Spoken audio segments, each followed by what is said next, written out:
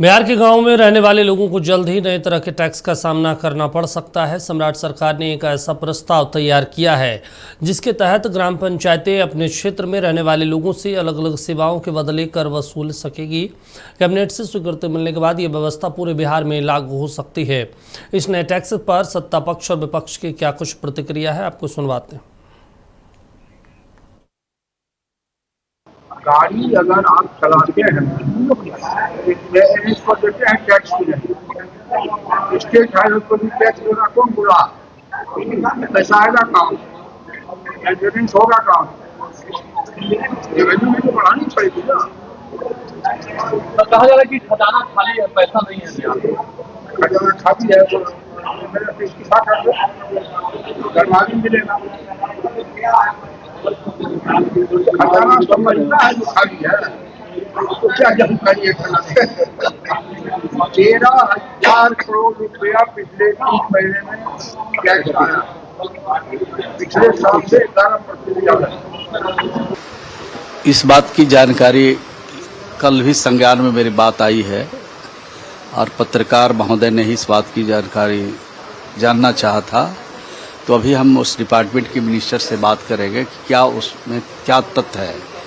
पूरी तथ्य को समझ लेंगे तब आपको विस्तार से बताएंगे। विपक्ष का ये कितना टैक्स देगी? टैक्स तो देना ही नहीं पड़ेगा। बिजली के लगेगा टैक्स नहीं दीजिएगा, रोड पर चलेगा टैक्स नहीं दीजिएगा। हम लोगों तो गाड़ी पर टैक्स देते हैं। टैक्स कोई जो लोग उठा रहे हैं ये कोई मुद्दा नहीं है। कि खजाना खाली हो गया, इस वजह से टैक्स पे टैक्स लगाया जा रहा है। कौन कर दिया खजाना? वित्त मंत्री तभी बोल कर गए। फिलहाल 13,000 करोड़ रुपया लोग ने दिया है और सब चीज में जा रहा है। सिर्फ रोड डिवीजन में 4 प्रांत सब पैसा जा रहा है। ग्रामीण क्षेत्रों में गांव में रहने वाले लोगों के लिए जो घर है, प्रत्येक घर पर 1200 रुपये सालाना टैक्स की बातें की जा रही है। इस तरह की राजनीति, इस तरह की सोच ये बताता है कि बिहार में सरकार के स्तर से लोगों को नौकरी और रोजगार नहीं दिए जा रहे हैं, लोगों के लिए रोजगार के संसाधन नहीं उपलब्ध कराए जा रहे हैं, ग्रामीण क्षेत्रों में सुविधा उपलब्ध नहीं हो रहे हैं। ग्रामीण क्षेत्रों को किस तरह से दुर्दशा के क्षेत्र में छोड़ दिया गया है यह स्पष्ट रूप से दिखता है। चलिए, इस पर ज़्यादा जानकारी के साथ हमारे स्टेट हेड मरगूब जी जुड़े हुए। मरगूब जी, पहले तो चुनाव जीतने के लिए मुफ्त रवड़िया बांटिए, चाहे पैसे हो चाहे फिर अलग अलग तमाम तरह की घोषणाएं हो, और जब सरकार बन जाए उसके बाद आपको लगे कि हमने तो गलत कदम उठा लिया, अब क्या होगा, तो इसलिए अब तमाम लोगों के ऊपर एक से एक के बाद एक टैक्स लगा दीजिए, चाहे फिर वो स्टेट हाईवे का टैक्स हो, चाहे फिर अब हर गाँव में हर एक घर से 1200 रुपये टैक्स लेने का प्रावधान हो। मतलब आपको नहीं लगता सरकार कुछ ज़्यादा अत कर रही है, या सरकार के पास अपना कोई विज़न नहीं है, स्पष्ट नीतियाँ नहीं है आर्थिक दृष्टिकोण से, बस चुनाव जीतना है और उसके बाद चुनाव के बाद जैसे भी हो पैसा वसूला जाए, वो नीति पे आगे बढ़ रही है? दीपक जी, जहाँ तक हमें जानकारी, आपका भी घर लखीसराय जिला है और संभवतः रूरल इलाके में है, तो 1200 रुपया आप भी देने के लिए तैयार हो जाइए एकदम। और ये जानकारी जो हमारे पास है, जो हम अभी खबर चला रहे हैं, ये पुख्ता जानकारी पर चला रहे हैं। पंचायत राज विभाग ने एक प्रस्ताव फाइनेंस डिपार्टमेंट को दिया था, उस प्रस्ताव पर फाइनेंस डिपार्टमेंट ने मंजूरी दे दिया और आज हमने उप मुख्यमंत्री और वित्त मंत्री विजेंद्र यादव से सवाल भी पूछ दिया और उन्होंने कहा कि टैक्स तो देना पड़ेगा। गाड़ी चलाएगा टैक्स नहीं दिएगा, गांव में रहिएगा टैक्स नहीं दिएगा। कौन बोलता है गांव में रहने वाला टैक्स नहीं देता है? जरा जवाब सुनिए विजेंद्र यादव जी का, सुन लीजिए। एक घर से 1200 रुपये लगेंगे माने ईयरली, माने हर महीने 100 रुपये कि पहली बार बिहार में होगा टैक्स पर टैक्स। कल एसएच पर टैक्स और आज ग्रामीण और पंचायती इलाके में जो घर है उन पर टैक्स फिक्स है।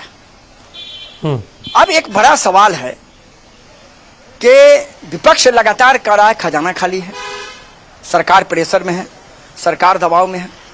हमने भी पूछा विजेंद्र यादव जी से, तो उन्होंने कहा कि आपको पता है 13,000 करोड़ से अधिक का राजस्व आया है। तो हमने फिर पूछा कि जब राजस्व आया है तो टैक्स क्या? तो टैक्स देना पड़ेगा। रोड पर चलिएगा टैक्स नहीं दीजिएगा, ग्रामीण इलाके में रहेगा कौन कौन सा कानून लिखा है कि ग्रामीण इलाके लोग टैक्स नहीं देंगे? उन्होंने यही कहा है, सुन लीजिए। हम विकास कहाँ से करेंगे? इंफ्रास्ट्रक्चर कहाँ? अब तो है 125 यूनिट बिजली फ्री कर लीजिए, वो मिल गया। 10-10 हजार महिलाओं को दे दिया। और दूसरा जो किस्त है,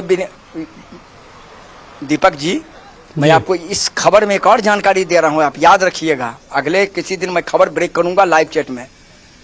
सारे महिलाओं को जो 10,000 रुपये का है, उन महिलाओं की जांच हो रही है। हो सकता है संभवतः कई महिलाओं को 20,000 रुपये की दूसरी किस्त नहीं भी मिले। आज पूरी प्रतिक्रिया तो बड़ा सवाल है ना मरगुब जी, हम आपसे ये समझना चाहते हैं कि चलिए ठीक है आप टैक्स ले रहे हैं तो उस तरह का सुविधा भी तो दीजिएगा। आधे से ज़्यादा गांव में आपका सड़क नहीं है, स्कूल नहीं है, स्कूल की स्थिति क्या है, साफ सफाई नहीं है, नाली का ठिकाना नहीं है, गलियों में पक्की सड़क नहीं है, लाइटें नहीं है, स्ट्रीट लाइट लगाने का पंचायती राज की तरफ से प्रावधान है। जल जीवन हरियाली के तहत तमाम योजनाएं हैं, तमाम पोखर को देख लीजिए, नदी नाले को देख लीजिए, हर जगह अतिक्रमण पड़ा है। सुविधाएं तो जीरो है, पैसा हर जगह से इनको चाहिए। बिहार में जो नया सर्वेक्षण हुआ था उसमें लगभग 3 करोड़ घर हैं, उस हिसाब से तो इनका लगभग 3600 से 4000 करोड़ रुपए का आंकड़ा बैठ जाता है। ये तो अपना राजस्व भर लेंगे, लेकिन लोगों को सुविधाएं कहाँ मिल रही है उस हिसाब से?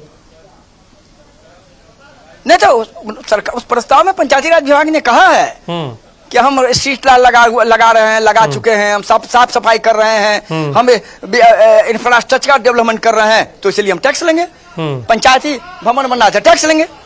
खबर को समझिए आप, टैक्स देना पड़ेगा। अगले कैबिनेट में वो प्रस्ताव संभवतः अगले कैबिनेट में नहीं आता, उसके अगले कैबिनेट में प्रस्ताव आएगा, प्रस्ताव पारित होगा, नोटिफिकेशन हो जाएगा और लोगों के घरों पर टैक्स देना होगा।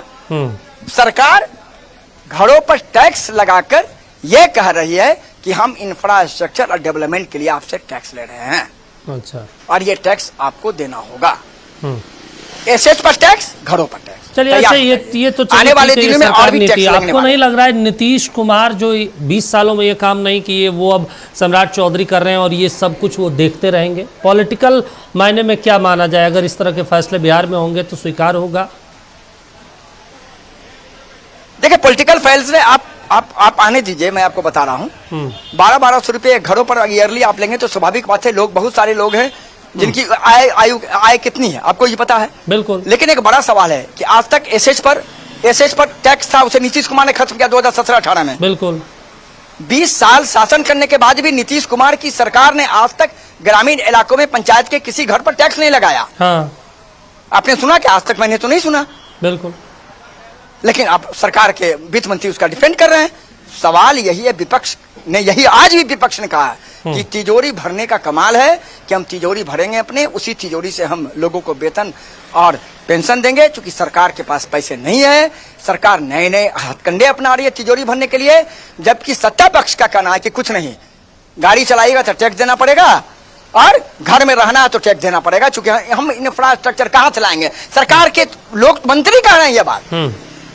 आखिरी में एक सवाल है आपसे, हम समझना चाहते हैं। लगभग बिहार के प्रति व्यक्ति आय जो है 72,000 रुपये है। अब उसमें एसेस टैक्स दे, बिजली दे, अब गांव के लोग 1200 रुपये प्रति माह दे, सरकार रोजगार दे नहीं रही है, कमाई का साधन विकल्प तैयार कर नहीं रही है, लोगों से खून चूसने का काम कर रही है। तो अंग्रेजी वाला शासन हो गया ना कि तमाम तरह का टैक्स लगा दीजिए। तो विपक्ष ने कहा है कि यार कुछ नहीं, एक बार जजिया टैक्स लगा दीजिए। बिल्कुल। सब कुछ पर टैक्स लगा दीजिए।